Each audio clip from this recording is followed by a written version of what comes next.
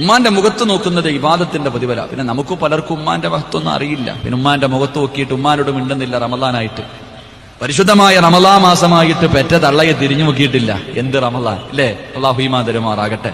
എന്റെ പ്രിയപ്പെട്ട സഹോദരങ്ങളെ, തന്റെ പ്രിയപ്പെട്ട ഉമ്മ സൗന്ദര്യമൊക്കെ പോയ ആ പാപത്തിന് പ്രായം ചെന്ന് തൊലിയെല്ലാം ചുളുങ്ങിയിരിക്കുന്ന ഉമ്മ, ആ ഉമ്മാന്റെ മുഖത്തേക്ക് നോക്കുന്നത് ഇബാദത്തിന്റെ പ്രതിഫലമാണെന്ന് നബി മുഹമ്മദ് മുസ്തഫ സല്ലല്ലാഹു. ഉമ്മാന്റെ 2 കണ്ണുകൾ കടയിൽ ചുംബിക്കണമെന്ന അള്ളാഹു നമ്മുടെ ഉമ്മമാർക്ക് ആഫിയത്തും ദീർഘായുസും കൊടുക്കുമാറാകട്ടെ. അള്ളാഹു നമുക്ക് ഉമ്മയ്ക്കും ബാപ്പയ്ക്കും അള്ളാഹു ആഫിയത്തും ദീർഘായുസും കൊടുക്കുമാറാകട്ടെ. അറിയില്ല പാപത്തിന്റെ വില എന്താണ്.